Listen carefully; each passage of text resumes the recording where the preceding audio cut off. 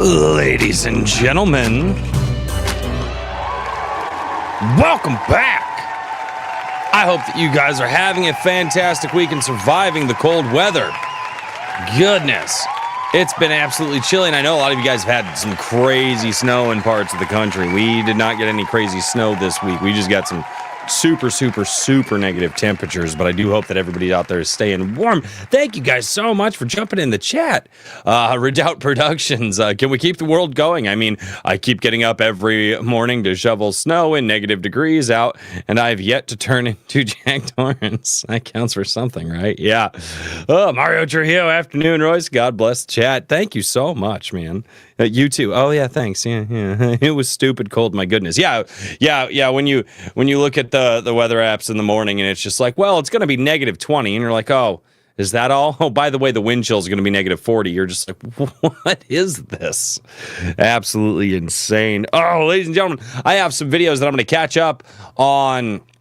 That you guys sent over for Monday's stream, and trying to keep my voice going this week. I'm doing a lot of talking because I'm doing a lot of safety training at my job and telling people what to do not to die. And I basically have to talk for 6 hours a day. I thought it was 7 hours, but I've cut out a lot of the garbage and really kept the meat and potatoes, so that way I can kind of respect my guys' time, especially because they have a far drive. But before we get into all of this, I would still like to share the Give, Send, Go for Mike S. Miller and his recovery from his stroke that he had. He is an absolutely awesome person and a good friend of the channel, and I really want to keep shouting that out.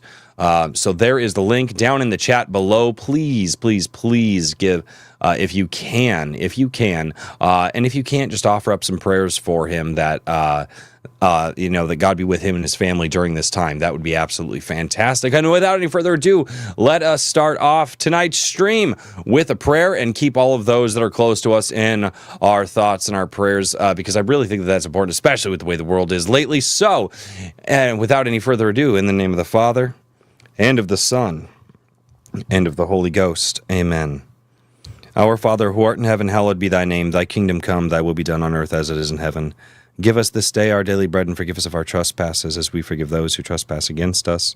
And lead us not into temptation, but deliver us from evil. Amen. In the name of the Father, and of the Son, and of the Holy Ghost. Amen. All right, as always, thank you guys so much for being here. We're going to have some fun tonight. Hopefully, granted, the first video that is on the screen, goodness gracious, this is by a channel I am unfamiliar with, Casey Simpson. It says, Gen Alpha still can't read. That is a very big statement, and honestly, probably one that we should really pay attention to. So let me get this pulled up, and we will get going here in just a minute. Let me know, as always, if the audio is good. I'm trying to make sure that you guys have a good audio experience, because the fact of the matter is, a lot of people probably listen to this. And I can balance the audio the best I can on my end, but once it goes out to you guys between YouTube and my streaming software, it just does what it wants. So let me know if something's too loud, too quiet, and let's get into Casey Simpson's video with Gen Alpha Still Can't Read. Elementary school, when you and your friends knew it was going to be a good day because the teacher rolled in that dusty, bulging TV and you were going to watch a movie. Even if it was some weird educational or Bill Nye Schoolhouse Rock movie, It was going to be a good day. The kids today can't even watch a movie. Yeah, those are always, I do like that. That I do have memories of that. They'd bring the TVs in, and you're like, well, great, at least I could just sit here and watch and absorb. All right, they don't consume plot-based media. I have a sister that was born in 2012, and I was trying to connect with her. I was like, so girl, like, what's cool on the Disney Channel these days? She looks me dead in the eye and goes, I don't watch plot-based media. How are you that out of touch? What? What's new on the Disney Channel? Dude, I'm 34. And Disney Channel was dead when I was, Disney Channel was dead before my kids were born. They weren't rocking and rolling with a lot of stuff. Magic School Bus all the way. Dude, Magic School Bus all the way. Royce, I hate the cold. Also, Royce, I'm going to move to Iowa. Yeah, it almost scares me more.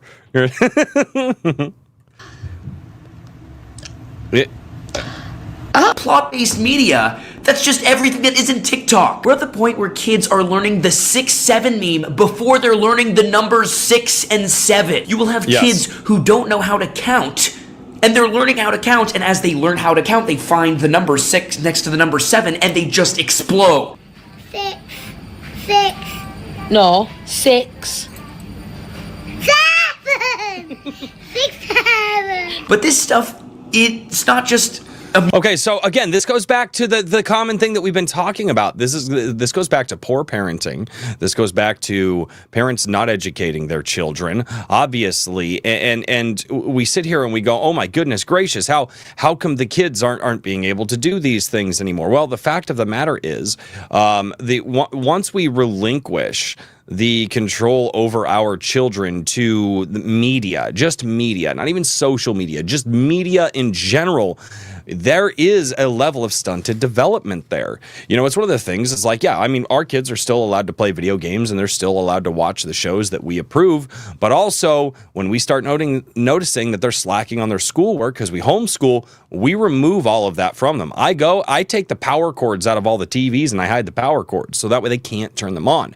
And so, and funny enough, literally after a day, all of a sudden, they're back into their reading, they're back into their school, like, right, they get that reset, they get that time. You have to have diligence and understanding, and you have to have discipline. And by discipline, I don't mean corporal punishment. I mean a structure in the house of here's the rules, here's what we do. Discipline, a lot of people, when they hear that word, immediately go to like corporal punishment. Not what I'm referring to here. I mean like karate discipline. I mean like martial arts discipline, life discipline. Wake up at this time, do these chores, get these activities done, handle all of the stuff that you need to in your life. And then if, and that's a strong if, you have time at the end of your day, then you can relax and hang out and do the things that you want to do.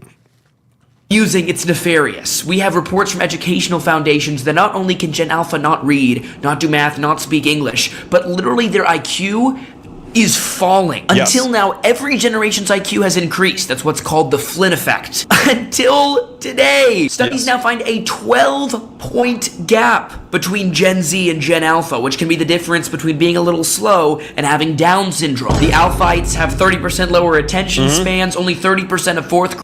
Yeah, of course they do. Again, and this is the dangers of handing and people have been talking about it for a long time, right? What's don't put a tablet in front of your kids in a restaurant, this, that, and the other thing. Like, how many times do you go out to a restaurant, or when you were able to go out to a restaurant? We used to go out to restaurants frequently for breakfast, and we would look around and we would see families and everybody was on a phone, parents included.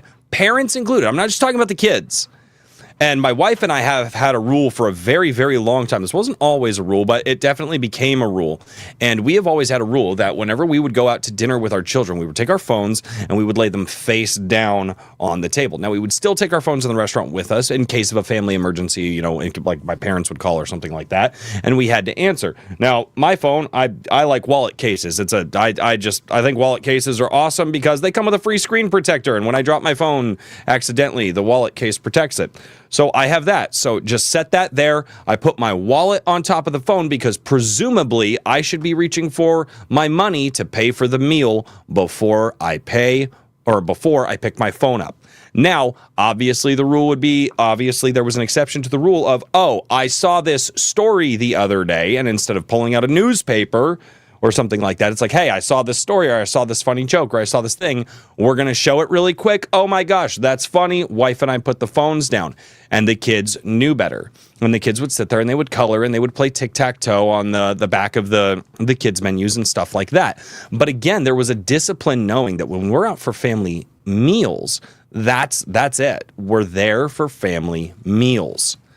Graders can read at grade level. Half of these elementary schoolers rely on AI for their schoolwork and only speak in brain rot. We're on the eve of destruction. Yes. But the researchers try to make us feel better. You know how? The Alphites have better than expected spatial reasoning skills because of all their time in Roblox. Are you kidding me? That's what you've got to make us feel better? It's like... Yeah, but again, they're not going to understand articulation. They're not. Again, this is they're like, well, Gen Alpha, well, how could Gen Alpha be failing in this way? Well, quite simply because the millennials failed Gen Alpha. I mean, there's a lot of problems that the millennials have absolutely been. How am I trying to articulate this? There are a lot of problems that the millennials have been working on for years, and all of the issues and the ramifications of those things that they've been allowing to happen are coming home to roost. Right? It's taken a while, but I don't think that people really understand. It's like, yes, the millennials kind of inherited a bad thing, but they also voted and lived their lives in a way to continue those bad things. They didn't right the ship. They didn't steer it around. And when the millennials are the ones with the, giving the example to the younger generation, do we have hope that the younger generation is going to be that generation that turns things around? I don't know. Say what you will about that Ted Bundy guy, but he knew how to fix a car. Like, that's the upside here. Yeah, but the actual upside is since IQs have been always rising over time, and for the first time they're dropping, that does mean... That's the argument. Well, the trains the trains ran well, right? The trains were on time. That's the argument. That's the argument that he made. But that would also take a well understood, lesson in history to make that joke.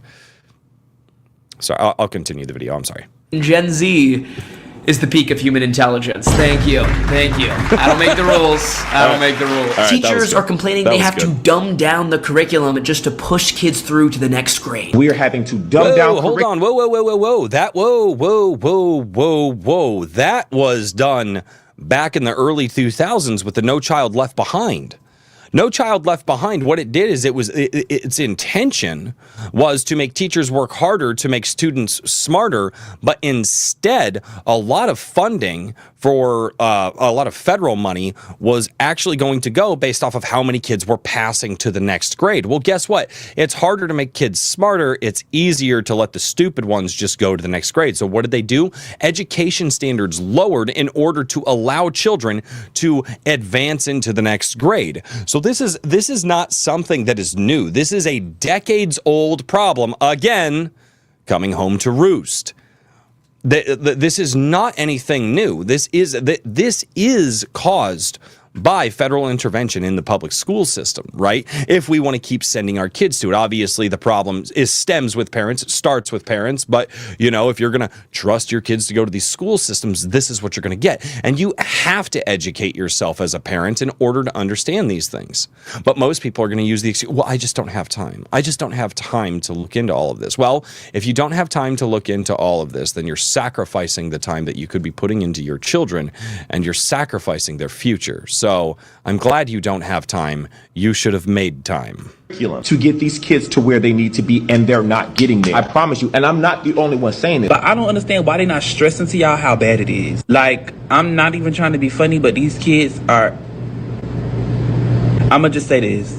I teach 7th grade. They are still performing on the 4th grade level. Yeah, of course they are. So used to having a device in their hands at all time that when there comes a time there is no device, they will just start playing it with their thumbs and their fingers in the air as if they do have a device in. Oh, okay. This one can go one way or the other. I'm of two minds on this. One, I remember when I didn't have like my Game Boy or anything like that, and I would say, well, what am I supposed to do with my hands now? You know what my parents would say? Twiddle your thumbs.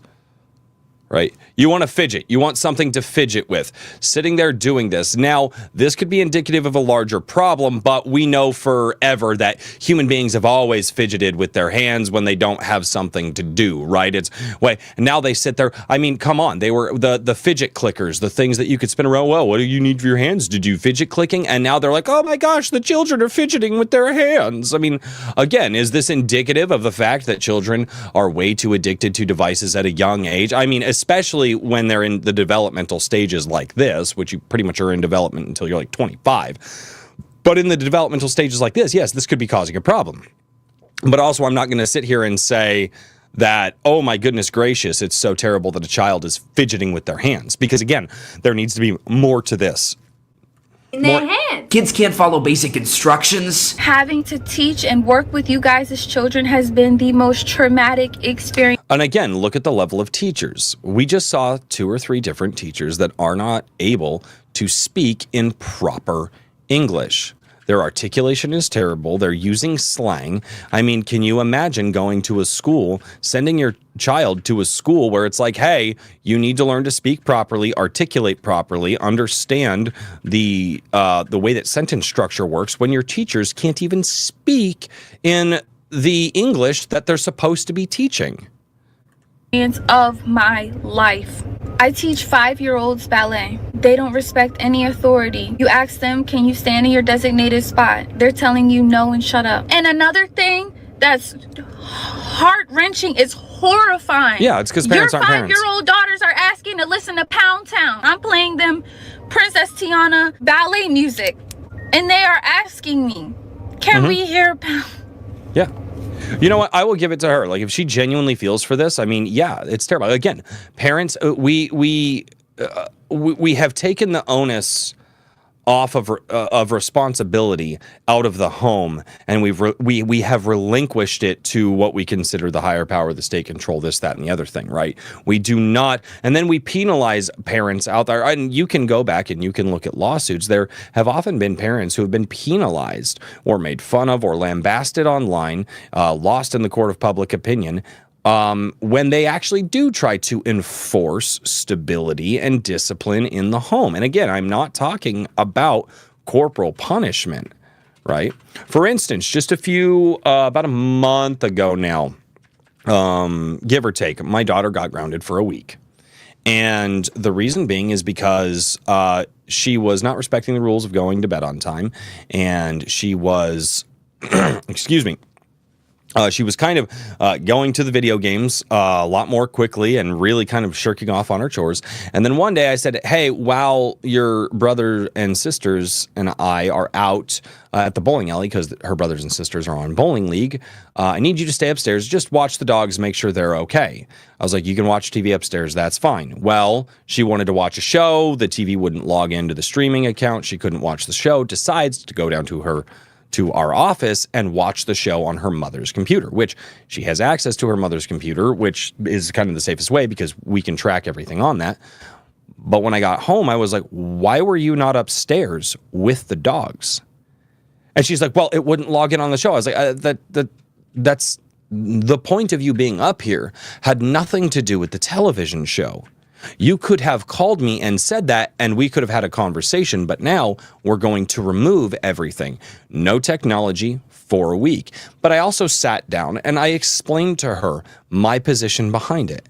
And I told her, I was like, here is the issue, right? There are some things that you've been doing. There's some patterns of behavior that I'm recognizing as your father. And if you continue these patterns of behavior, this is going to become a bad thing. So here's what we're going to do, little one. While you're grounded, I'm not going to, you're either going to be at the table, working on schoolwork, reading books, things like that, doing good stuff, or handling your daily chores. You're not going to be on the TV. And if your brothers and sisters are watching the TV in the living room because they're not grounded from it, I'm also going to ask them to respect the fact that you're grounded and to not put that temptation on you either. Right. And while we're doing this, let's see, because you've kind of broken my trust, right? The straw that broke the camel's back, right? She was kind of testing my trust and then threw a bale of straw and the camel's back broke. And I told her, and I was like, so this is a time where you and I can work together to reestablish the trust between me, your father, and you, my daughter. And you know what? My wife had even been really sick that week and had told my daughter, hey, you can put on music while you do the dishes. I just need to go lay down. And my daughter was like, no, Mom, because Dad said that I'm grounded and I am not going to do that. And she entirely respected me for it because I sat down and I leveled with her. And I didn't say you're grounded because I say so. I said, you're grounded because these parameters have been met. How about we work on that together? Again, children are smart. If you tell them why something is happening, they will be very receptive to that. But you have to start that from a very young age. Everyone I know who wants to have kids, regardless of their other politics or economic background, all agree on not giving them screens until they're like 45. What's crazy is we've got a whole professional movie agency who tries to protect kids from hearing a bad word by rating movies PG-13. And yet Gen Alpha slang includes like giot and thinking about a lot of more mature subjects when they're 6, and it's just part of their vernacular. If George was like, I have a bigger yacht than you, I'll be like, What is a be yacht? so free with it. What? What on earth I'm is a sorry, yacht? what? A yacht? A yacht! So, a yacht? It stands for... It stands for girl, your booty thick. Seriously, things have gotten hyper Again. real. Let me explain. Gen Alpha has hyper-stimulated versions of past generations, okay? So think about Mr. Beast. He is just the hyper-stimulating version of old game shows. Yeah, All the brain rot absolutely. sexual terms like giot is just a hyper-stimulated version of actual sexual terms older people use. All the kids shows they watch on YouTube, and this is the one that hits closest to home for me, are hyper-stimulated version of real kids shows, like on Nickelodeon. Yes. You watch these YouTube kids shows, they get tens of millions of views, and you can clearly see these are just like non-verbal, more colorful, more gimmicky versions of Sweet Life of Zack and Cody, of Henry Danger, of iCarly, of Hannah Montana. All the brain rot the Alphites are speaking is literally melting teachers' brains, and they just can't take it anymore. A lot of them have quit. I'm a middle school teacher, and I will tell you, by far, we are doomed. And again, all of this goes into the idea that we as a society have said, it's okay, parents, you don't have to teach your children. You'll just send them off to somewhere. You'll send them off to somewhere with somebody else who's run by the federal government, who's run by the state government. They'll teach your children. After decades and decades of telling parents they do not have the onus of responsibility for actually being the teachers of their children, this is what you get. This is exactly what you get. And for some reason, it doesn't matter how many times guys like me say, well, duh, of course this was going to happen. How does this surprise anybody?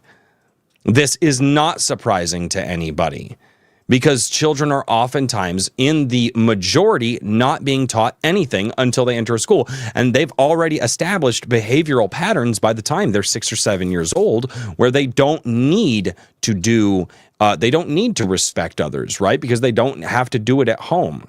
Again, when you sit there and tell parents for generations, for decades, it's not their problem, it's somebody else's, what else do you think the outcome of society is?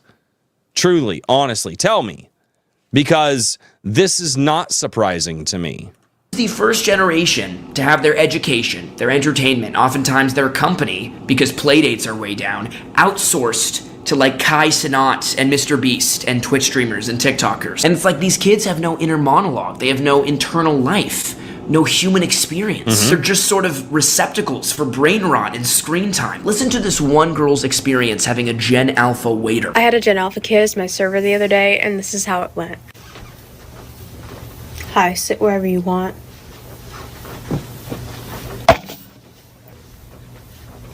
Hey, how's it going?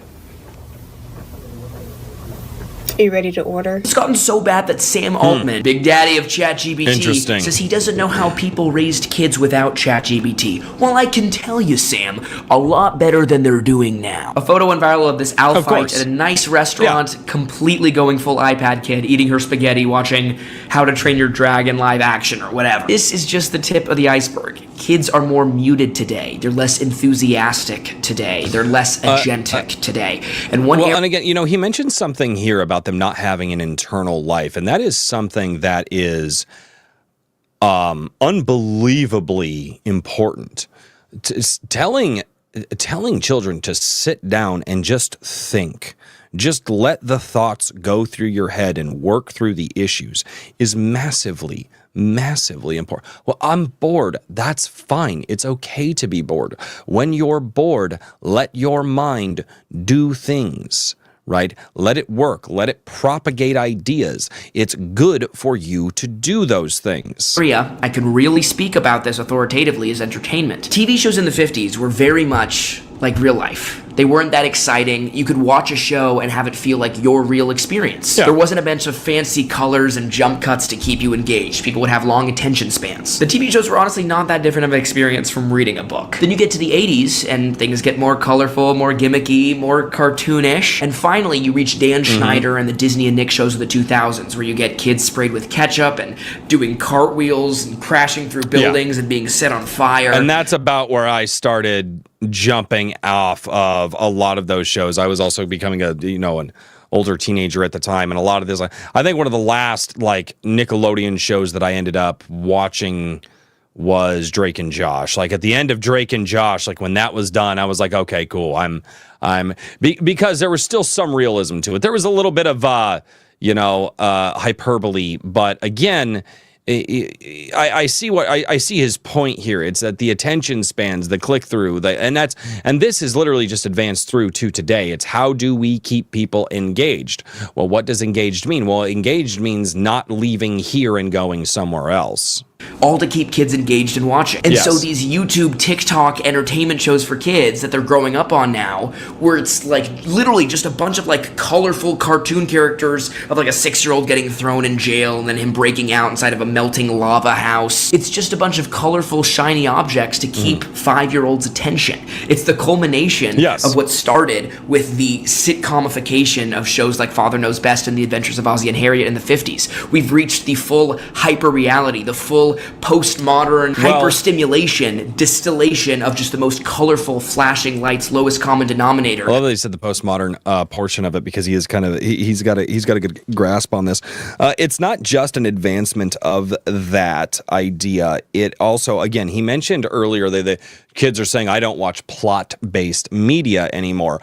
Well, the reason being is because in order to be interested in plot-based media is you have to have some discernment and inner monologue and questioning, which all goes into that, about how to kind of guess where the plot is going, wondering what's going to happen. Again, having an internal life to a point. So when you legitimately do not possess the ability to go, what's next? Like, that does not exist because it's never been taught to you. What's next? How is this going to go? You do not find a lack, or you do not get a positive experience of wanting the next thing. All you know is thing in front of me, good now. Right? You can't reach out and wonder, oh my goodness, how is this going to turn out? It's part of the reason why a lot of kids will watch the end of something, go, I liked the end of this. And you're like, really? Why? They're like, I just thought it was cool. The fight was cool. It's like, okay, but like also it kind of sucked because they dropped the ball on a lot of the ideas that they had here. And again, they're not necessarily following the plot. They're following the colors. Very, very, again, picture is worth 1,000 words. That is seeming to fall apart. In fact, as we're seeing, a picture is worth no words. It's worth empty entertainment.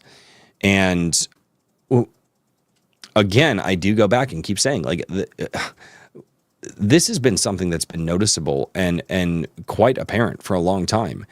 And the people like me who are like, no, this is bad. We should stop doing this. My parents, same thing. All the people, oh, you crazy homeschool people. How, like, oh, you're going to homeschool? Yes, I am going to homeschool my kids. Absolutely. Because I'm going to teach them to be thoughtful. And even if they're not the greatest at math or the greatest at English or the greatest at any of this other stuff, I'm going to teach them how to solve their problems. I'm going to teach them how to interact with other people, right? All of this is necessary for the human life. And again, now it's coming to a head where people are, what's the problem? It's like, well, maybe you should have listened to the conspiracy theorists who were telling you that the public education system was absolutely, completely, and utterly fucked. That started with real TV shows and real content and real stories 70 years ago. What's the final extension of shows getting more and more cartoonish and less like real life, just focused on keeping your attention? TikTok. Now our entertainment is completely removed from how we live our life. Scrolling to see the next dance or political rant or dog video is putting your source of entertainment and pleasure as further and further removed from your practical life. So your practical life seems boring by comparison, even if it's subconscious. Even what YouTube used to be. Like the YouTubers I grew up on, Niga Higa, Smosh, I mean, they had like kind of stupid comedy sketches sometimes. Okay, he makes a really good point there, is that it's being more and more removed from like your daily life and like what you do in your daily life. Like, I mean, a lot of the stuff that I watch, are people talking about video games, like the Unsubscribed podcast, people talking about that, people talking about history, people talking about people having the same conversations that I'm having, right? And making sure that I kind of, and that, because that's what I engage with the most. When you are watching, I mean, occasionally you watch an action movie with an action movie hero, go, oh, that guy's cool as hell. But again, when you get, it's not even so much a fictionalized version of your life. It's so far removed. It's kind of almost beyond fiction, right?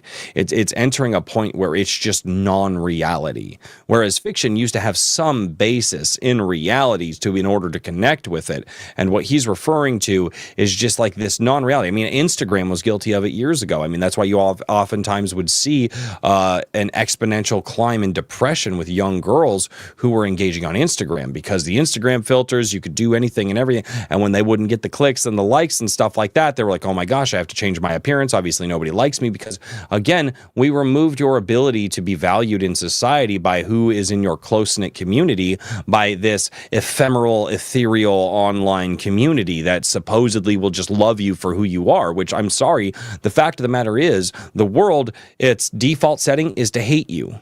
Period. Why? Don't know. That's just how the world is. You know what the default setting of your community is, especially if it's your close community? To like you, right? But instead, people thought it would be easier to go out and gain all of this attention online, predominantly because it made it look like it was so much better. And the amount of people out there that were lying on Instagram, and all these stories have come out to make their lives seem so absolutely good, how many times have we see all of that crash and burn? Right? Because they were lying online to make their life seem like it was something that it was not. And that's where you enter like the non-reality, right? It's not your life. You're looking at something that doesn't exist and you can't even identify with, and hoping that you can be this happy one day too, not realizing that the person taking that photo was portraying themselves in a lie. But they had a story, they had something going on, they had characters that would come back. Now you just have like these colorful moment-to-moment dopamine hits that don't extend into any kind of substance. Therefore, it's no surprise that kids can't hold long conversations or even socialize among themselves without resorting to brain rot or some kind of high-intensity game, because we've brought them up on quick flashing lights. My friend tried to ask his Gen. Well, this is also a problem of small families too. Right, children, single child households, or households that have few children, and then they just put a tablet in front of the kids that are there. No, the children need to interact with each other, because the children will teach each other how to interact with other children their own age, especially if we have 4 children, and guess what? They do have friends now, but for a long time they didn't. But you know who they interacted with? Themselves, each other, right? And and we still, we knew what some of the popular shows were, and we would allow them to watch certain ones and disallow them to watch others. But again, when you have these households where they don't have a lot of kids, I don't view our family as having a lot of children either. We've only got 4 kids. Now, for the modern day world, it's, oh my gosh, that's so many kids. I really don't think it was. I really don't think 4 children is. But again, my children were still able to, and oftentimes when we remove technology, they are now talking with each other, having extended conversations. It might be childish conversations. They might just be joking around and having a fun time, but they're still engaging and interacting that part of their mind because they have other children around them to do such. Alpha cousin, like how his life was like, if he was enjoying school, and he just didn't have anything to say. No observation, no feeling about it, not good, not bad. And he kind of said 6, 7, and it was funny, but it just masks the fact that he doesn't have any like opinions or feelings or like internal felt experience that he has access to. A number of historians believe that humans as they existed 20,000 years ago weren't conscious. To clarify, of course they were literally conscious, but what we mean is, you know how when you were a little kid you might have some memories of some sights and sounds and people you knew, but you didn't have like a bunch of opinions about it, or you didn't really feel like you were a full person going through the world like you do now? It's in that kind of way, where where they were still conscious and aware of archetypes and people around them, but they didn't have this first-person, agentic, continuous stream of consciousness and specificity of experience that we have now. It would have been a consciousness that was in kind more passive, and our consciousness would be in kind more active. And some ancient religion scholars theorize that the Bible, the Old Testament, is sort of the story of man becoming conscious, right? You start with these more allegorical, broad stories like Genesis, and then you reach toward the end of the Bible and they're more personal, journalistic narratives and characters that seem like someone. So, see, and I actually kind of disagree with this because, I mean, even when you're actually looking, even when you're actually, you look into, you know, scientific models like the theory of entropy and all that, how things start out and they decay over the course of time. I would make the argument that our consciousness and our level of consciousness and our level of self-awareness was actually greater at the beginning, right? And the further that we've gotten away from the original creation is we've actually degraded over time. Now we're going to have ebbs and flows. I mean, just look at the writings. I mean, we go back and we look at the people who could write, right? Now maybe literacy wasn't a big thing, but why is it that we're still quoting Plato nowadays? Why is it that some of the greatest philosophers to ever live lived hundreds of years ago, thousands of years ago? Well, that doesn't stipulate that we're in fact growing over the course of the ages. We might be possessing different knowledge and more knowledge and learn how to melt metal in certain ways, but that doesn't necessarily mean that we ourselves are more internally sound than we were back then. And again, I actually do disagree with the idea that people say that that's when man became conscious. I believe that we were created conscious. Period. It's not the and now we can see how everything is degrading as time goes on.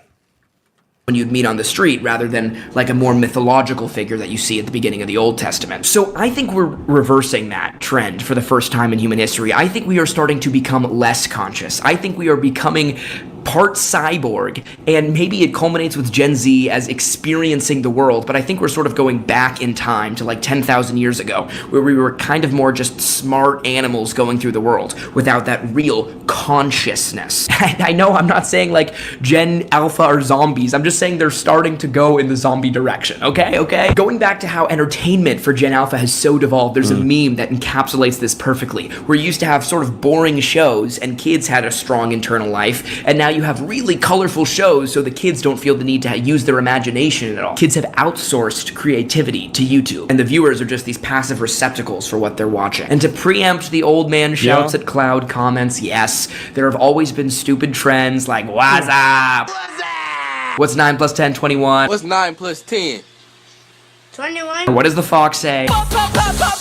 Or treating gingers as human beings. Just think about the owl fights you know. Like, I know a couple owl fights, and they're just less gregarious than I remember kids being. Everything around them is so overwhelming and overstimulating that they don't need to create any excitement of their own from inside themselves. Just think about it. And I really feel like this is a problem, especially in a lot of population centers. I live in a small town in Iowa, and I'm here to tell you right now, when the kids get outside, they are not this way. Well, there are some that are kind of this way, but when the kids get outside and they experience their heart beating and they're playing on the slides and stuff like that, they are not the children that he is describing. But I also live in an area that propagates children that are not like he's describing. Like, I know this is sort of a bold claims I'm making in these videos, but think about like the early 1900s. We all like sort of know the stories of kids in like Brooklyn in 1912 or in the Depression. They would all get outside and play stickball and invent all these games and run around together. Well, that's because they had no other form of entertainment. They made these games. And I know when I was a kid, I invented like super the kids that I watched, the history videos that I watched of children in the 1900s are well, they grew up to be notorious mob bosses. But and those kids were crafty, also violent. Maybe we're watching different history.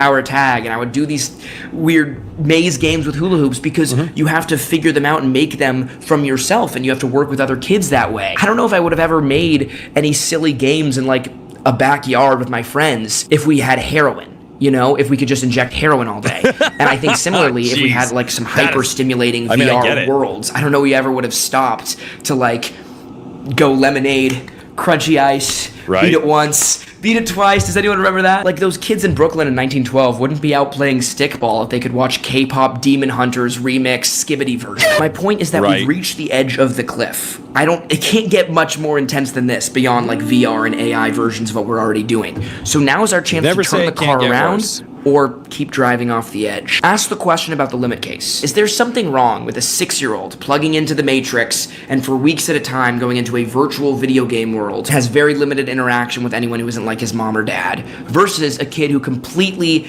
eschews technology and goes out and plays with kids and invents their own games and reads books and interacts with a bunch of real people who's excited? I think we all know deep down there's a difference there, even if, like, for the first year, they have the same dopamine levels. But we're essentially, as a society, moving towards that former category as fast as we possibly can. So this is what I really need you to understand. For centuries, we forget this. Science was useless. Science was nothing. We discovered like soil was wet and like the earth revolved around the sun, but that didn't do anything for anybody. It didn't raise anybody's standards of living until, starting at like 1800, it laid the groundwork for the Industrial Revolution. Yeah. Similarly, philosophy has been an interesting field for unemployed college kids, but now we are entering the world where what your life is going to be so dependent on the choices you make. In the past, what your life was depended on the technology at the time. Now, every kind of virtual life is going to be possible. So whether you want to live in the real world, whether you want to interact with real people, or whether you just want to drone and zone out of the world, it's up to you. And so your philosophical commitments and discernment, and by that I just mean like what you choose to value the most when you have these options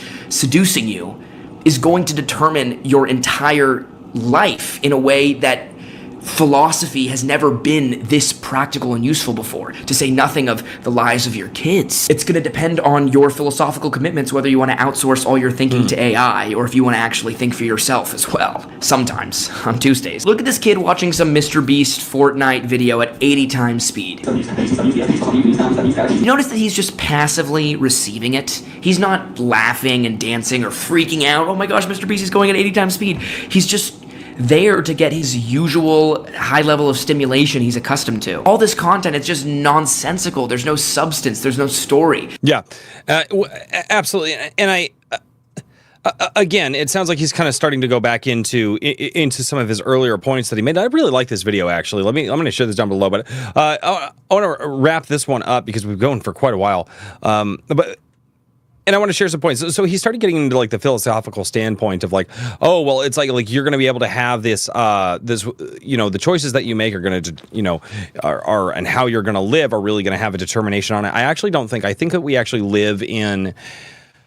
We are not too different than our ancient ancestors. And what I mean by that is that we are somewhat, to a point, our lives, not us necessarily, are kind of products of our surroundings, right? Products of the society in which we live.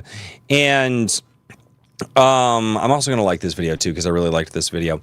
And what we really need to understand here is it's less, again, people call it the brain rot, right? And I understand that it's popular to say brain rot, but what it is it's more complicated than that. What it is constantly teaching the children to only use the dopamine receptors in their brains, right? Not activating the other receptors in their brains. And again, like he said, well, if I was a kid and I could just inject heroin, that was a very apt analogy, and I actually thought he hit the nail on the head right there, because it's exactly what's happening here.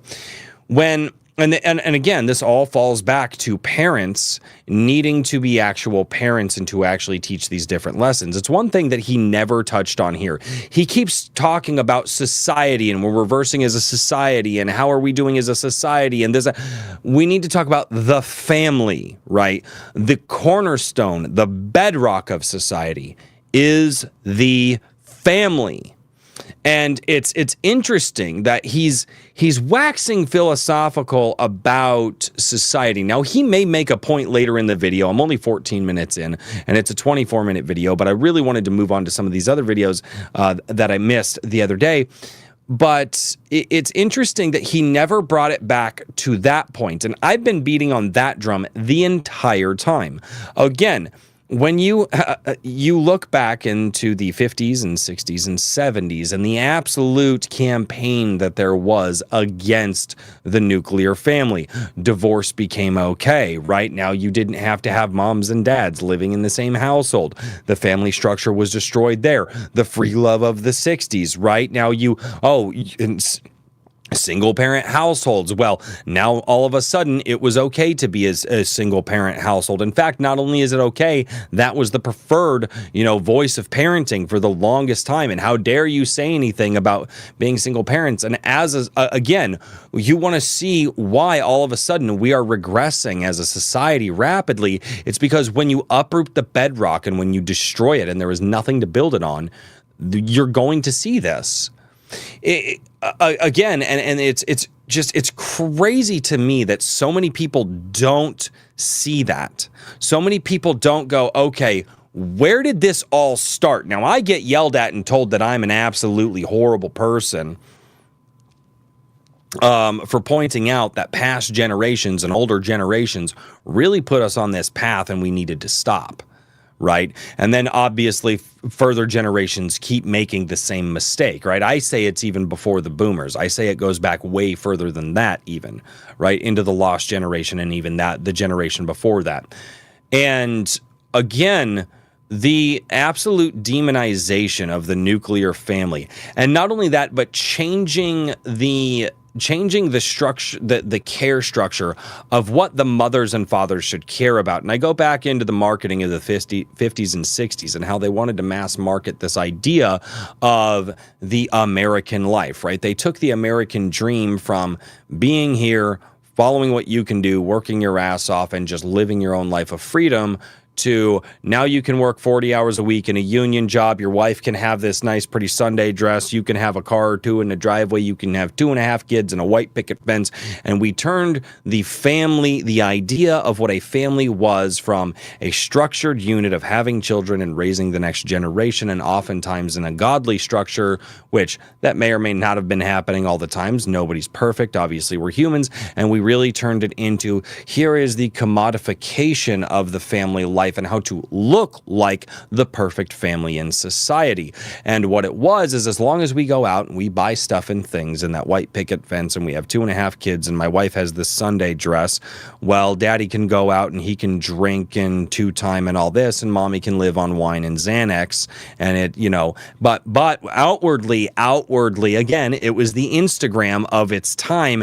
Outwardly to everybody else, we look like we're this perfect family, but we know that things did not exist like that back then. We can see the studies, we see how things were back then. Now, again, hindsight's 2020. But again, that was the real Instagramification of society. It was when we took the family and we said, oh, you want to look like a perfect family? Here's what the perfect family looks like. Here's the house that they have. Here's the stuff that they have. Here's the clothes that they have.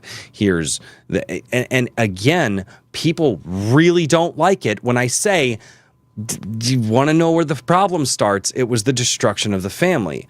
And what they did is, instead of saying, yeah, you should be a good godly man and a good godly woman and raise good godly children, and that's what a good family is. And now it was, you've got nice clothes, a car, a house with a garage, 2 kids, a white picket fence, send the kids off to college. And we commodified what it meant to be a family. And now we're seeing 70 years later the ramifications of the destruction of the family. Because then all of a sudden, the commodification of the family didn't work. And then divorce became okay in society. And then all of a sudden, when, at the same time that divorce was becoming more accepted in society because it's just not working, gee, I wonder why. Because all of a sudden, the family became about stuff and things and not about God and each other, right? And now in the 50s and 60s, now divorce is becoming more popular. Free love is becoming more popular. Single parent households are rapidly expanding. Again, you want to know why all of a sudden, 70 years later, all of this is happening. It's because we didn't put a stop to it back in the day. And we need to have people today recognize, no, you know what's going to help and fix society? Men and women coming together, being godly men and women raising a family. And I don't just mean 1 or 2 kids. I mean having children the way that God commanded you to do, right? That's going to be the thing. And I know a lot of people are going to be like, dude, what are you, some religious nut job? No, I'm not. You kind of look at the times and you kind of see what happens and you trace stuff back through history and you go, yeah, I'm pretty sure this is where it all started to fall apart. And it fell apart again 70 years ago. Like, no, but look at the economy that they had. It was so great. Yeah, for like 20 years. And then it fell apart in the 70s. There was a massive decline in the 70s. Why? Gee, I wonder why. Because the boomers were getting older and they stopped having kids. Actually, the boomers were reaching age in the 60s and 70s. But again, that massive boom of the population was done by then. There was the lost generation coming back from World War II. They were done having kids. The population boom was over. Right? And we're again, that's where we ended up. When you have a lot of people coming into the population, you can sell, buy, and all of a sudden money's moving around crazy. Yeah, it's no wonder when you have a population boom, and with our marketing and capital, it's not really capitalism. I'll get into that a little later. But whatever neo version of capitalism we had at the time was able to propagate this false economy. We got off the gold standard. We ended up getting into the Saudi oil deal, all this stuff, things that falsely propped up the American financial system. And then we just had a crap ton of people because the baby boomers, right? That's where it comes from. The baby boomers were all born right after World War II in large amounts. It was all a house of cards. And it's all coming down now. Thank you guys so much for checking out the VOD. I do appreciate it. I'm going to go over to the live chat right now and see what the live chat has to say, because they're here right now. And you're not. You should be here on Mondays and Thursdays with us. We have a good time. Chat. Oh, my goodness. You guys have been going off tonight. So I have so much to catch up with. I don't think I've looked at the chat since right after we said our opening prayer. Royce, I hate the cold. Oh, yeah, I did read that one. Magic School Bus. Absolutely. Magic School Bus. Cyber Chase. Cyber Chase, I feel like I know. Zabumafu. That one I don't know. To be fair, the kid was at least learning 7 comes after 6. I still don't get the meaning of it, though. No, it's...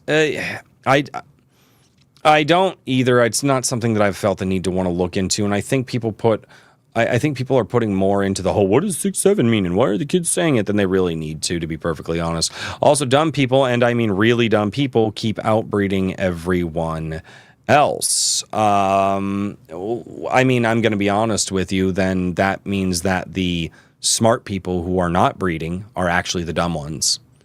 If the people who are actually of intelligence want to change society, maybe they should start having children. Maybe they're not actually the intelligent ones. Just saying. I have no idea, but I think it's just a stupid thing to make kids giggle. No idea beyond that. Maybe. Self-discipline is one of the most important life skills. Of course it is. Absolutely. The public school district of my city at the end of the last school year put out a statistic. They were proud to have a math literacy high of 71% of their students. Yeah, of course they were, right? Yeah, my mom was a teacher during No Child Left Behind. It's one of the few things that will bring her to anger. Of course. And everybody knew that's what was going to happen. Everybody knew that's what was going to happen. You barred federal funding behind the idea that kids weren't advancing grades. So what did the teachers do? They pushed them ahead into grades that they didn't need to be. Like, are you kidding me? So now you have all the kids who were No Child Left Behind who got a pass because the government money was a-flowing, and now they're having kids, and now they're again, what are we talking about here? Do you really want to get it with Gen Alpha? Again, you have to have a learned history of a lot of this stuff. It takes a long time to piece all of this stuff together. People always need to fidget with their hands. Me looking up from my crochet, right? Shots fired. The first classroom is always the home. Of course it is. And the attendance does not equal a passing grade. Of course. Yeah. Most millennials I know don't have kids. They gave up in their 20s. I'd say maybe 3 out of 10 at best had a relationship last more than a few years. Yeah, again, Importance wasn't put on the family. Millennials were taught dating. They weren't taught to find somebody that they were going to live the rest of their life with, right? They were taught sexual pleasure, not the importance of family. I was taught by my parents the importance of family, right? Being a father, being a husband. That's what I was taught. That's what I was told was my job, right? And if I wasn't going to do that, then maybe I should look into becoming a priest, right? I chose to be a father. I actually wanted to become a priest when I was in high school. I thought about it very deeply, and it was just something that I wasn't called to do, right? Okay. And again, the destruction of the family. Why are most millennials not having children? Because the fact of the matter is that people are just going out there for sexual play. What makes you feel good? It's like, well, what you need to understand is that, yes, you might get into a relationship with somebody where you feel good with them for a while. That's going to wear off. But when you have children and your whole goal is to get those children to fruition, get those children to age up and enter society, and your focus with that other person who, you care for, right? You might not have the honeymoon phase with them anymore, but your whole goal, you too will grow closer in your unified goal of raising those children. It's almost like teaching people to chase after their own selfish desires is backwards. And what you should be teaching, it's like, well, what happens when you fall out of love with this person? Well, what do you mean what happens? You stay with them. You continue to raise the children. You dedicate yourselves to others. You give yourself to other people. Yeah, it's going, like, what are you talking about? Lately, I've been starting to think that Gen Z stare is more zombie-like than the fluoride stare. I have no idea what the Gen Z stare is. The kid that we just watched was Gen Z. I have no idea which. The last sitcom type show I watched was probably Family Matters or Fresh Prince. Last sitcom type show. What was the one that Tim Allen did? Last Man Standing. I watched that one for a little bit. I liked Last Man Standing. That was more recent, but I enjoy Tim Allen. I'm a fan of his. I really like him in the shows that he does, especially because and that was so reminiscent of Tool Time or of Home Improvement. I really liked that show. Another point is, despite the exaggerated nature of Nick and Disney shows of the 2000s, was they had some kind of grounding. It still had some heart. It still had some soul. Now it's all empty. Yeah, sad fact. Boys as young as 13 are 2 to 3 times depressed as girls the same age. I've worked with young men in the late teens who have already given up on life. It's depressing as F. Yeah, of course. And again, because the idea that because we have a selfish society, we're told that they need to find value in themselves. You will never find value in yourself. You seek value in the outside world, and by the things that you go and accomplish, that's where you get value, right? If I were to sit here and list the things off to you of things that I'm like, well, this is what makes me valuable, not a single one of those things inherently existed in me. I had to chase it. I had to find it. I had to sometimes work hard for it. And sometimes I had to be very thoughtful about it. No person will find intrinsic value in themselves because it does not exist. Not societal value, godly value, the nature of God being in you. Obviously, you're valuable because you're a child of God. But when we're talking about societal value, right? Okay. Well, I'm a father. Well, that didn't come from just me. That came from a woman falling in love with me and us having children together and her granting me 4 beautiful children. And then I also teach those children. Right? And I raised them. That's not something that just existed because it existed. No, I had to do that thing in order to gain that value as a father. Right? Right? I'm in a manager's position at the work. Well, yeah, that's because I put in, 12 years of time of my life in order to go to somebody and say, hey, all of these things that I did I can now bring that value to you. And they go, yes, you are valuable. You're the type of person that we want to hire. This small little channel here that you guys are watching right now isn't because you guys aren't sitting here going, hey, Royce, you're valuable just because, no, I had to do the channel. I had to work on thoughts. I've had to go through. I've had to figure many things out in my life to be able to communicate them with you guys, for you guys, the small community that's here, to say, yes, you have value. None of that was intrinsic in me. And so when people say, when young men say, I don't know what my value is, it's well, of course, you haven't chased it. You need to chase value. What do you have that makes you valuable? At 13, probably not a lot. Maybe you're a bright and charming personality, but that's only going to take you so far. What do you chase? Valuable things, and you will become valuable.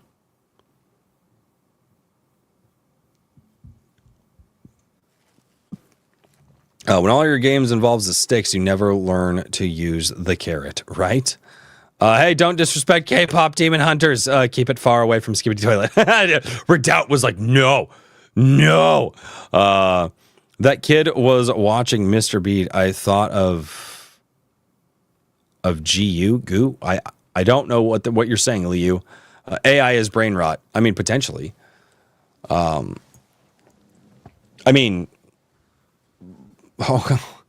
Okay, so what you're saying is Mr. Beast at Mr. Beast isn't brain rot. He's not brain rot. What you're saying is TikTok videos that are not made by AI, that are made by people, are not brain rot. Is that what you're saying, Six?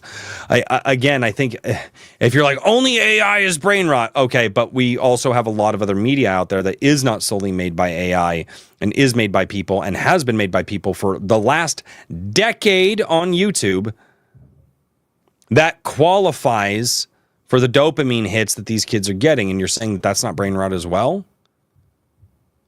No, I think that you need to open up. I think you need to open up and understand the history of the world here, man. On a positive note, even the youngest generations are more likely to watch older shows from start to finish. Gives me hope for the future. Yeah, they're probably looking for someone. I thought it was Poltergeist. This is going to turn people into slave junkies. They already are. They have been for a long time. What do you mean this is going to turn people into slave junkies? They already are. Like, Mike has bad knees. I thought the bedrock was government. That was public schools. That's what public schools taught me, right? Yes, Mike has bad knees. Yeah, they tried to teach me that too. Turns out I was homeschooled, and then my parents sent me to like a really, really poor Catholic private school when I was young. So I was not taught that the bedrock of society. By the time I got to public school and they were trying to throw that shit at me, I was like, yeah, you're just wrong. And they were like, well, obviously, like, you have your beliefs, and like, and it's, you have to respect everybody's beliefs. And I'd be like, yeah, no, I don't.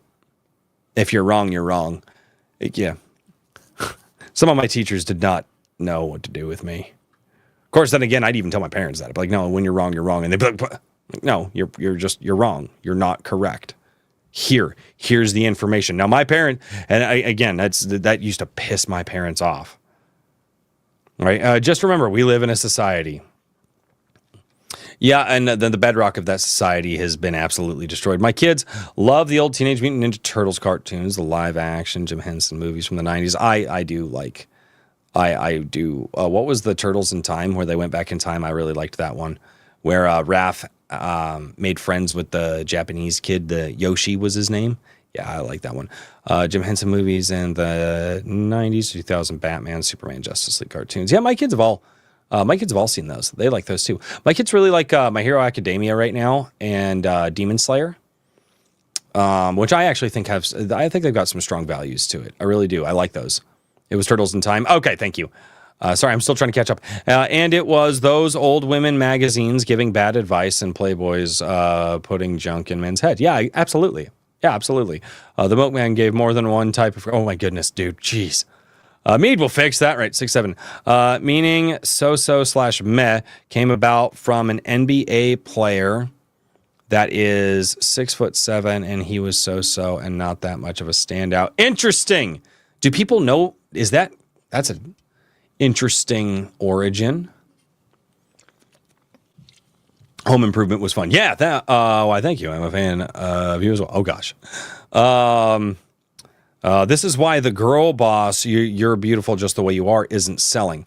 Yeah, it's because I think intrinsically people understand that they're not valuable. I've never believed them. I've never believed that I am valuable simply because I was born in the society. That just doesn't make sense. That doesn't make logical sense, right?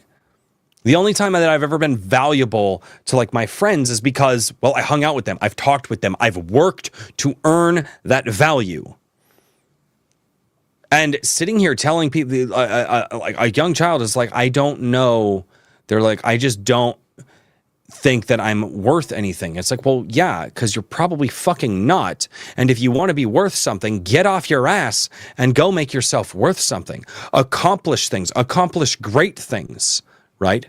Find a good woman, have a wonderful family with her, become the smartest individual that you can become. Show the world why you're valued. And you will be valued. But don't expect us to just value you when you have done nothing.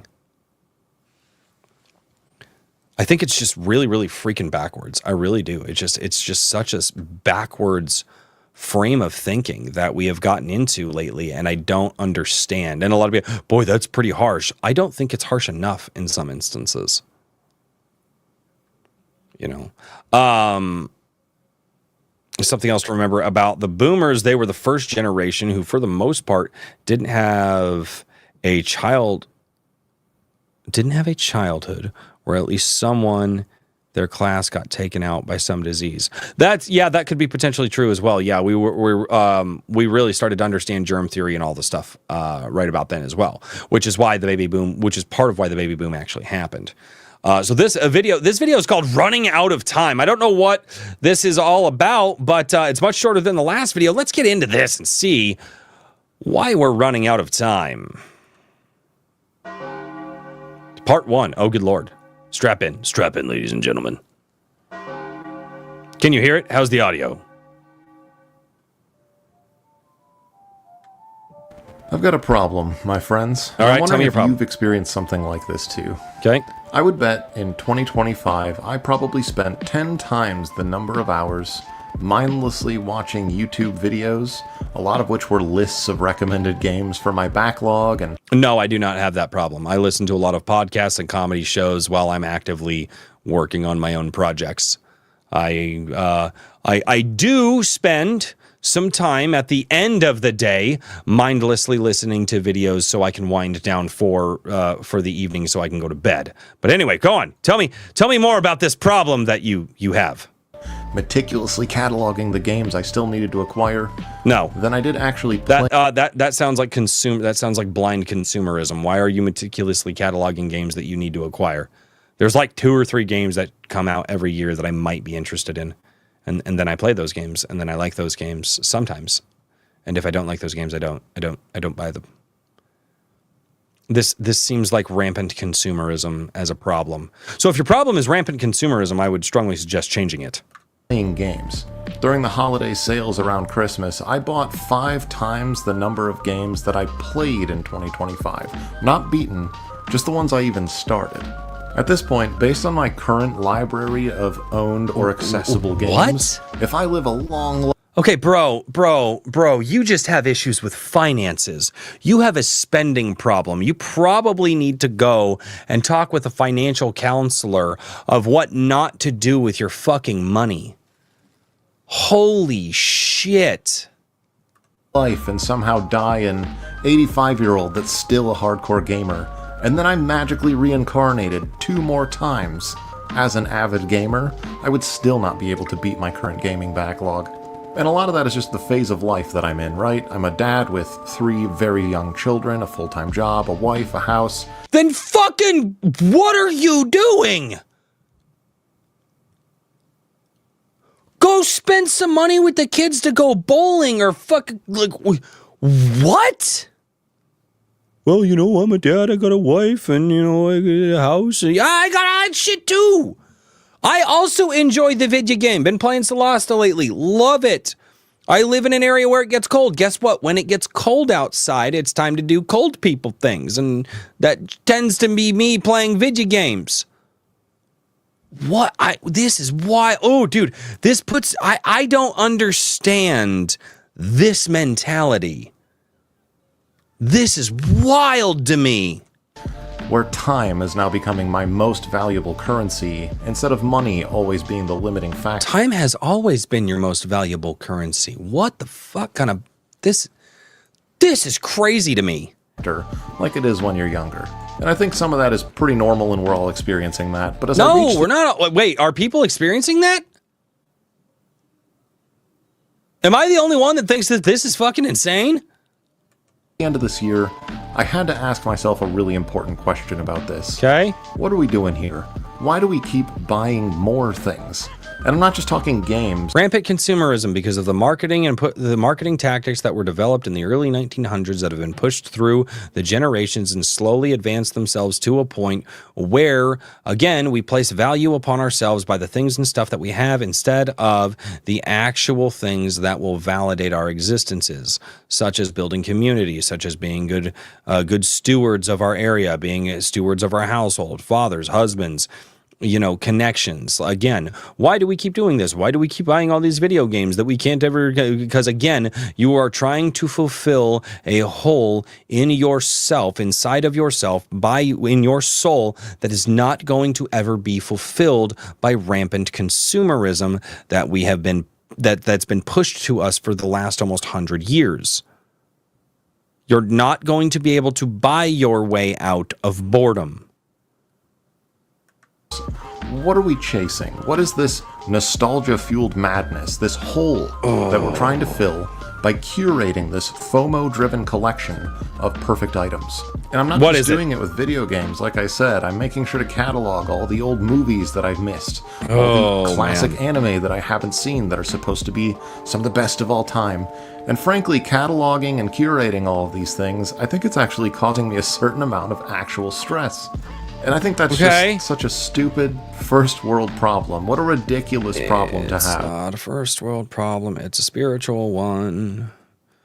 You have no guiding light, and you spending the money is not going to buy a guiding light.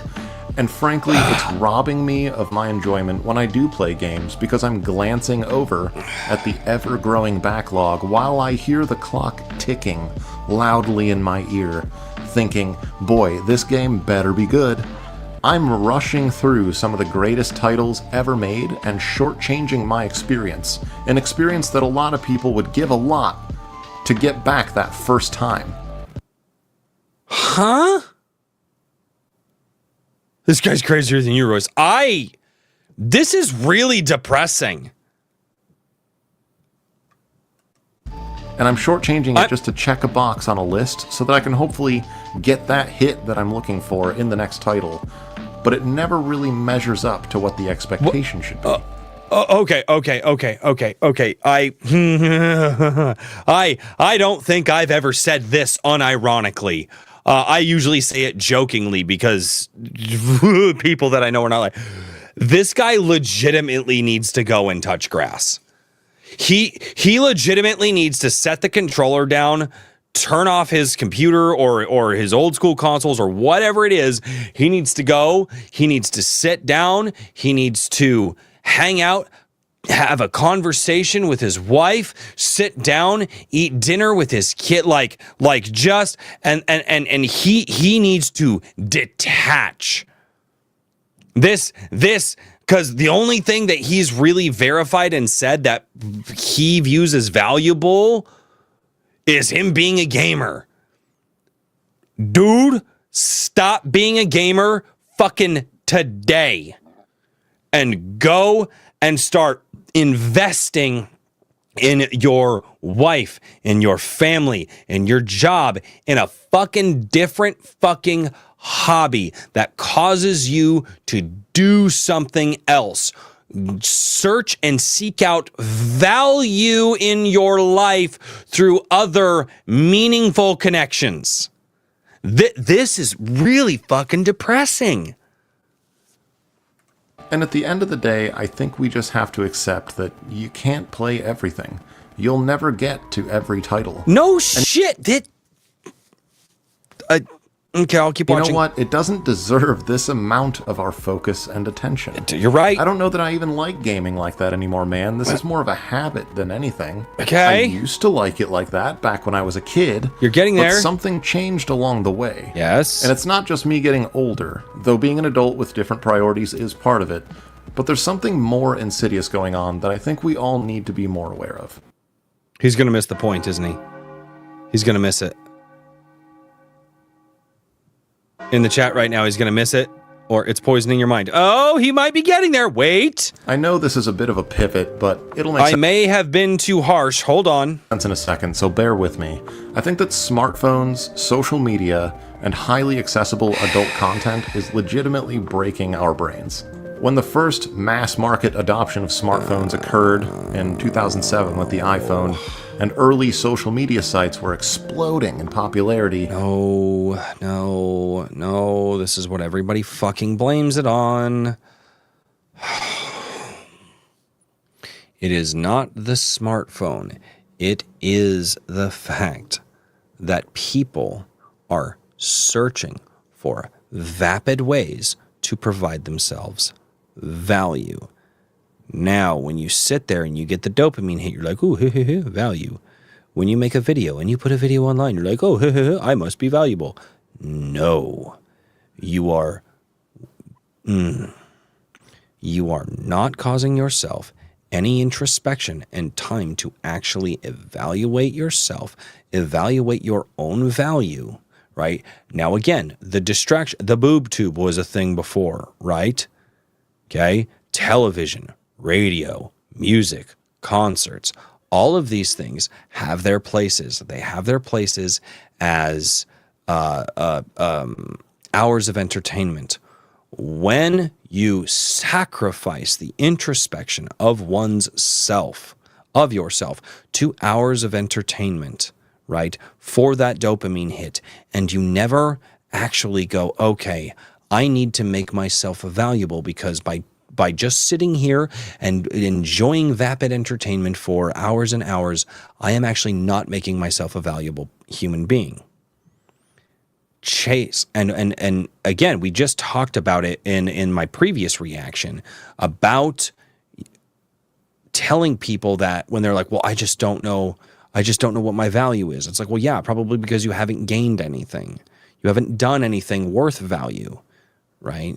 This guy has a house, he has a wife, he has children, and yet he has placed the improper amount of attention on gaming, and he's finding it to be valueless. Boy, I wonder why. And it's not the smartphones, it's not. That's a tool in which some of this can be enacted. It is the fact that we tell people constantly to go and do things that they shouldn't be doing that will not provide them any value, actual, meaningful, soulful value in their lives.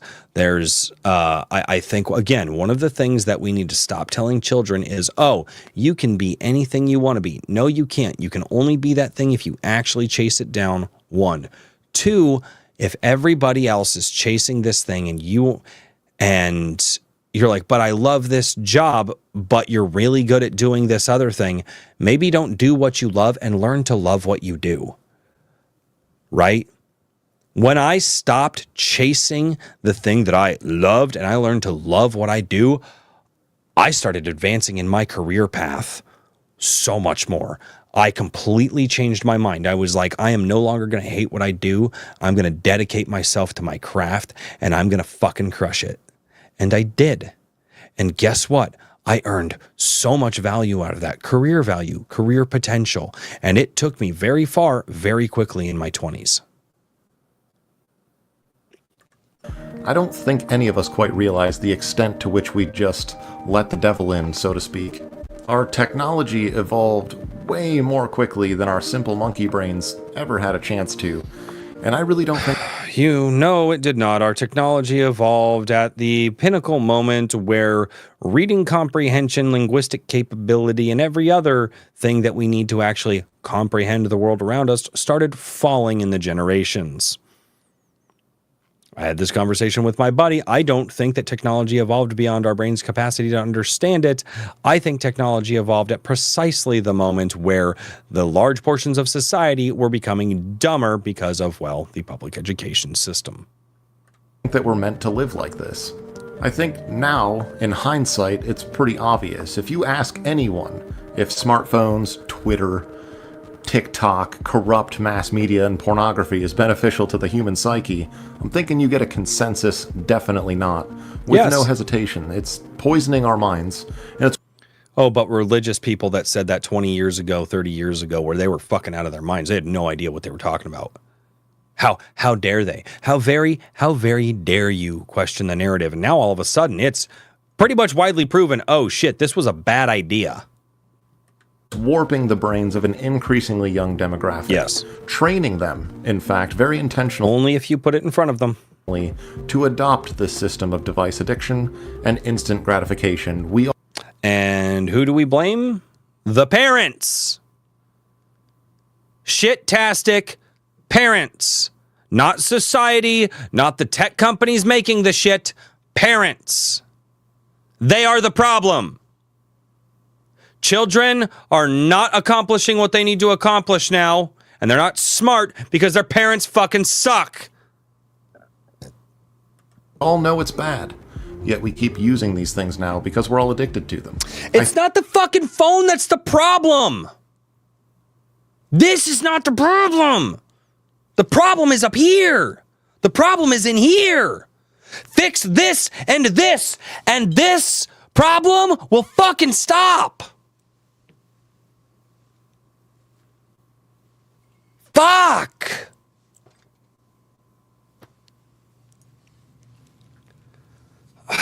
Jeff Keighley on a cracker. Holy shit! I think we're all genuinely addicted to this diabolical algorithmic spiral convincing us that we're going to miss out on something. Social media is designed Yes! Oh my god. I don't know if I'm going to be able to finish this. And here's the thing.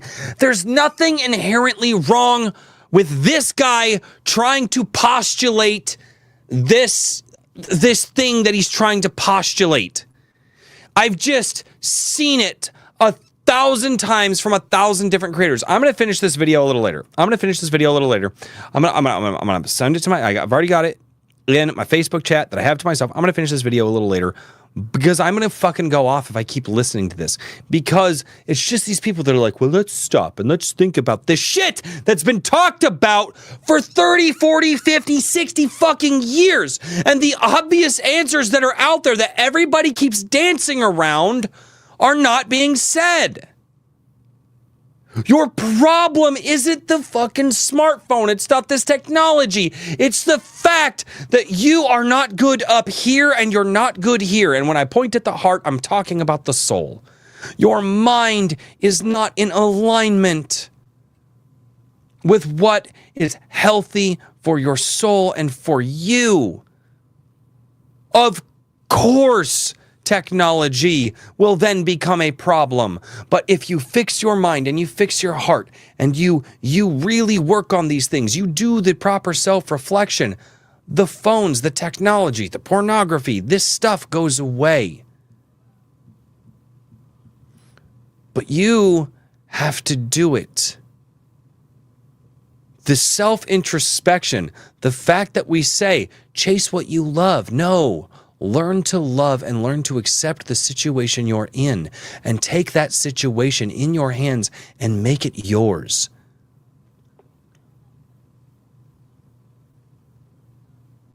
It is possible. But the fact of the matter is people are constantly chasing this falsehood, this false idea of who we are as human beings. And of course, when your mind is not in alignment there, it's easy to get addicted to the digital. It's easy to get addicted to the dopamine hits from the brain slop AI videos or whatever, even just Mr. B's videos, or those 10 million viewership videos where it's just fancy colors flying across the screen for children. If you spend no time on yourself, of course it will be easier for you to fall prey to these addictions, because your will, that strength, that thing inside of you is weak and it does not understand how to resist. Again, I do not think that this guy has a bad video at all. It's Violet Citadel. 3,000 subscribers. He's he's right around 3,200 subscribers, right? Am I reading that right? Yeah. You know what, guys? Check out this video. It's a good video. I think it also got shared in the Discord. I think I need to watch this and I need to actually, like, especially in a live streaming, it's like, okay, I definitely want to respond to this, but it is very hard for me to respond to stuff like this because I just don't share the same frame of mind. I just don't. And it's like, well, you know how millennials feel. No, I fucking don't know how millennials feel. I was like my buddy the other day. I was talking with my buddy the other day. I was like, dude, I'm fucking tired. Like I'm tired. Oh, dude, I'm tired too, man. I was like, what? Like, what do you mean? No, like, dude, I'm physically sitting here like my eyes are closing and I'm doing the fucking head bob like I'm gonna fall asleep in my chair. And he goes, oh, that's what you meant. No. When I was like, no, dude, like, he's like, well, no, I'm just like generally fatigued from just, life. I'm like, okay, one, you know me, I've never fucking felt that in my life. Like, I've never been fatigued of life. I don't know what that fucking means. I don't know what fatigued of life means. Okay? I was like, and two, if I'm fatigued, it means I probably didn't sleep well, but I'm not like, I probably didn't sleep well, might need an energy drink. When I say I'm tired, I mean, I'm sitting here trying to stay the fuck awake because I'm doing the head bob. Like, I don't have this disastrous, woe is me, I just am so tired of life. What the fuck does that mean? I don't know. I do not understand the millennial mindset. I don't fucking get it. I am a millennial, but fuck me sideways. My generation makes no damn sense.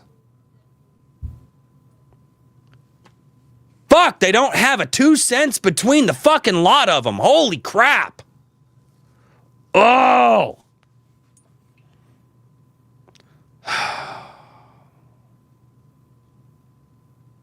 I'm going to go back to the chat, talk with the chat for a few, and I'm going to go calm down. Thank you guys so much for watching the VOD. If you're a millennial and you have that mindset, fucking explain it to me in the comments down below. I don't get it.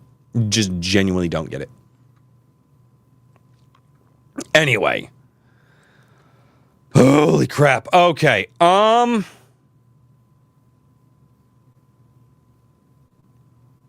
I need to see where I was. Sounds like whining a midlife crisis and wishing he were single. I don't think that's it. He has an addiction problem with gaming. Yeah, that's kind of where I'm at too, right? Like an addiction problem with gaming. I got a backlog, but I can count the ones I haven't tried with one hand, right? I'm in the same fucking boat. I was like, I've at least tried them. I think there's like 2. No, maybe 1.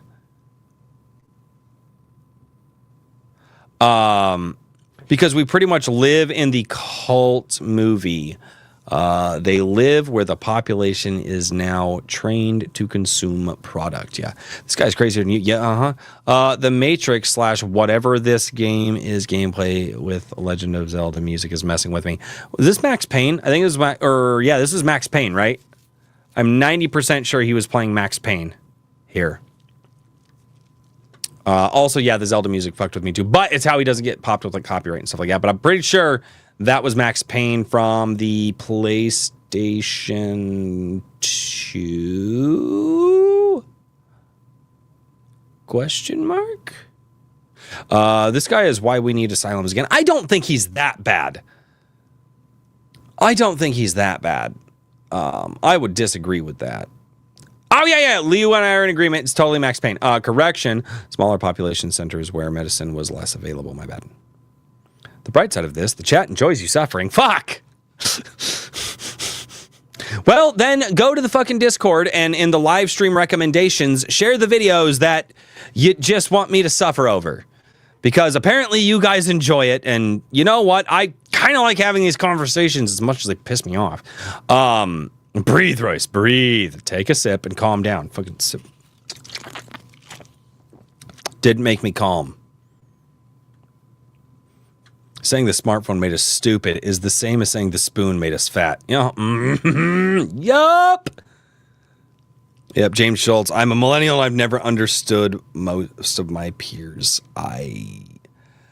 There's a lot of millennials that I work with, and I understand them, but they also come from small town living, right? Technology didn't affect this population out here in the same ways that now it's catching the younger generation a lot more because, again, they went out, they did things, they fucked around, found out, did some dumb shit, got hurt, broke arms, got in fights. Some people got fucking went to jail. Some people didn't. But, you know, at the end of the day, everybody drinks beer, and we all kind of have that same, we went out, we did things that provided us value, and now we can carry that forward through life.